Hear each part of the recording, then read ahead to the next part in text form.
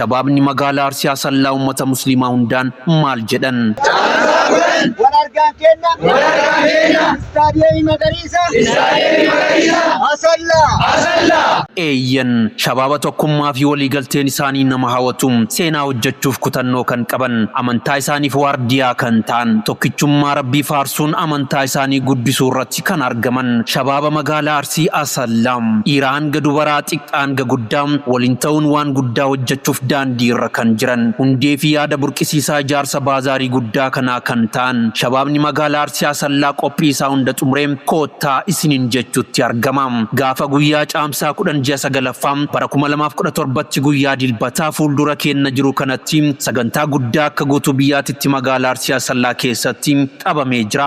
Guyyaan kunis guyyaa seenaa haarawaa magaalaa Asallaa keessatti dalagamuudha jechuun karoorfamee jira. Maarree shabaabni magaalaa Arsii Asallaa kunis harka isaanii banuun koottaa nurraa hin hafinaa isiniin jedhu. Assalaamu alaykum wa rahmatullahi wa barakaatu. Baazarii guddicha godina Arsii bulchiinsa magaalaa Asallaati. Caamsaa 10 Gimboota 10 bulchiinsi magaalaa Asallaa yaamicha addaa baazarii guddaa akka biyyattiitti irra qabame irratti piroojeektiilee argaa jirtan. Piroojeektii guddaa waa hedduu of keessatti qabate kan kaleessa nu jalaa badee kan hadha argan kan isaaf dhaabbannee islaamni hundi gadi bahee harka isaa diriirsee piroojeekticha xumuruuf addunyaa hunda irratti kan naanna'aa jiru yoo ta'u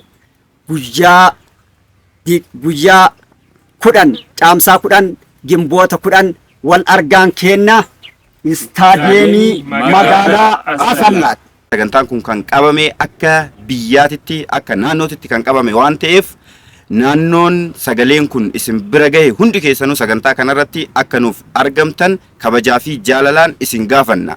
Iddoon isaa bulchiinsa magaalaa Asallaa istaadiyeemii magariisaa magaalaa Asallaa akka ta'es asumaan hubattanii akka sagantaa kanarratti nu argamtan kabajaa fi jaalalaan isin affeerree jirra. Shabaaba magaalaa Arsii Asallaa.